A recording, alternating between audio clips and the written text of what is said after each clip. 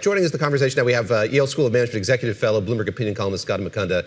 Abby Livingston still with us here from Puck News on set. Abby, let me turn to you quickly here. Just get your reaction. Your question was right at the heart of what I think a lot of people are wondering here. She's been sitting at the knee of the old guard of the Democratic Party, and how she's handling herself is how the old guard does it, is you get out immediately, you start campaigning. My question is, across the spectrum, are we going to see that? Because we're seeing, at least on Twitter, if you've gotten online this weekend, there's some very sore winners and very sore losers commentating about this race. And she issued a statement very quickly, as you pointed out, and it was a very conciliatory statement. Did that play out the way that you thought it might in light of the Bruton campaign that you mentioned? It was really nasty, yeah. I was surprised at the speed. But I think this is someone who grew up in the era of the 2008 general election, and this is very much the model Hillary Clinton set. And so it doesn't surprise me when I look back at it. Yeah. Gautam, I want to ask you the question that the Congresswoman just said she didn't want to get into, which fair enough, which is, she has all these Democratic credentials. She's young, she's spunky, she's drinking Coke on TV, and she seems like the kind of person that would resonate with voters. She has all these credentials, she flipped this seat, but she did lose. And does that go to a bigger issue we're seeing in these races where the establishment Democrats that Abby just talked about are not getting the job done, and why? So, it does. There's no way to tell the story that doesn't involve problems for establishment Democrats, right? Particularly given the financial advantage that she had. But I don't want to overread this either, right? So you are also seeing races where establishment Democrats are doing just fine. Where in Virginia they ran the table. On Hawaii yesterday, primary. Yeah. So this is not a story of the DSA just sort of suddenly taking over the Democratic Party. This is a story of an extremely aggressive faction that has great appeal in primaries, and from what we can tell, much less appeal in generals. That's able to pick off certain races. That matters a lot, right? When the balance of power is as narrow as it is. But it's not a story of the entire Democratic Party being taken over either. That's a very different tale. Abby, she was quick to say she's one person, one candidate. Don't extrapolate a lot about the kind of broader process from the way that this played out in Michigan. This is your daily work, though. You're looking for these trends. You're looking for indications of what a race like this might mean for the broader midterms. How do you think about that? The uniqueness of Michigan, the uniqueness in part because of the amount of money that flowed into it from outside groups. What, if anything, does it tell you about the way that these other races are going to shape out going into the midterms? I'm putting Michigan in its own category. You are. Now, there's an incredible amount of confidence on the left that El-Sayed and the progressives are going to come out, and it is this argument that basically Ted Cruz, Ronald Reagan have made on the reverse side. And then you've got the establishment saying, you've got to win over those Republicans and independents. And so this is such a strange race. It has shattered all of the conventions of a conventional Senate Democratic primary that I'm very agnostic on it, and I think this will only make sense after it's over.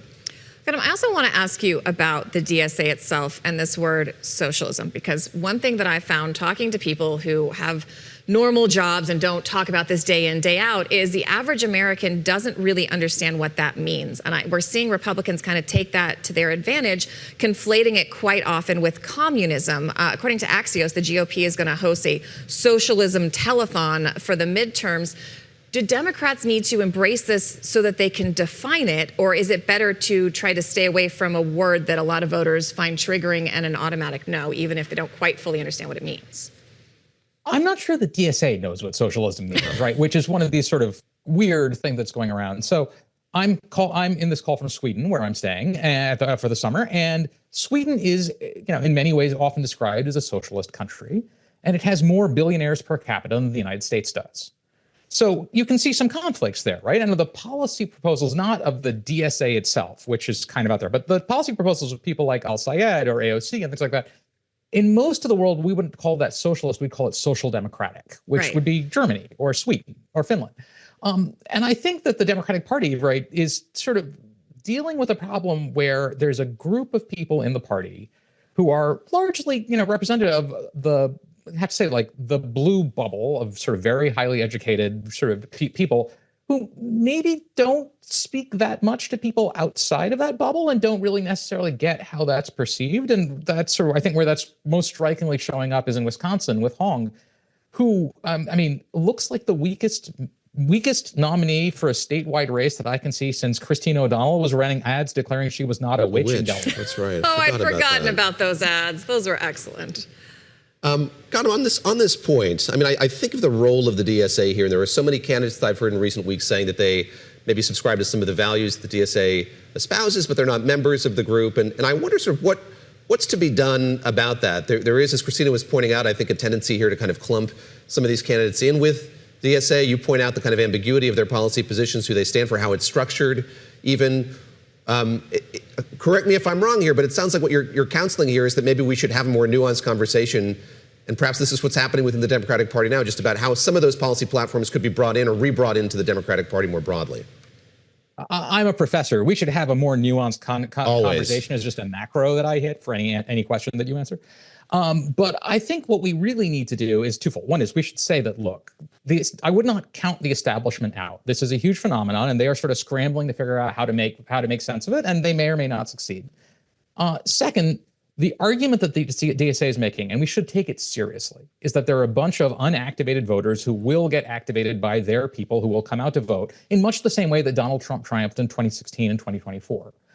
I'm not convinced that there's a lot of evidence supporting that, because the best data we have on 2024, for example, says that people who did not vote were slightly more likely to support Donald Trump than people who did vote. So, but we are going to run that experiment, and the advantage they're going to have right now is that the baseline numbers for Democrats are so strong in this election that if, Rogers lost in a nail biter in 2024, 2026 is going to be like 3 to 4, maybe 5 points more Democratic. So if Abdul El-Sayed only underperforms by, let's say, 3 points, which is significant in most elections, he's still going to win. And so we should really, as we think through this, I think that the nuanced conversation has a lot to do with like who's getting attention, how much of that attention goes in the primaries, how much is the total dysfunction of the DCC, which is basically broke, and the central party, and how much of that will change once we get to the real media firestorm of 2027 and 2028 with the presidential election, when the people who set the tone for the Democratic Party are going to be running for the nomination. And I would put pretty high odds that, with the possible exception of AOC making a run, none of them are going to be DSA members or even closely affiliated with it. Abby, before we end this, I want to pull back a little bit and talk about the president, his approval ratings, and what this means. Because it seems to me at this point, you've got a very unpopular president, but now you've got Democrats kind of getting in their own way, which should be an easier battle for them they've had in the past. And when it comes to folks being leery about democratic socialism, these candidates they don't understand, and the polling on the president's war and the president's policy and the disapproval rating, the approval rating hovering around 38.5%, where does that break? So this kind of polling is so bad. I mean, I called one Democrat last week who I thought was going to be very nervous about Michigan, and this person said, I don't know if Trump's done falling in the polls. And so his problems could paper over a lot of Democratic flaws in these campaigns that may not be visible this cycle, but could be used as arguments for why it was a successful campaign. And so a president's approval rating like that solves a lot of problems for Democrats. I think he's going to Ohio this week. I mean, how much currency does he have with Republicans now as a campaigner? There was talk at the beginning of this year that he'd be out every week campaigning for Republicans. Abby, do you think that he has as much currency as he thought he did in the 30 seconds that he left here? Yeah. I think it depends on where he goes. In 2018, he went to Texas, and there was some evidence that he may have hurt Republican voters in the Houston media market where it was all covered. And so I think it's very difficult to bring a president out with these sorts of numbers.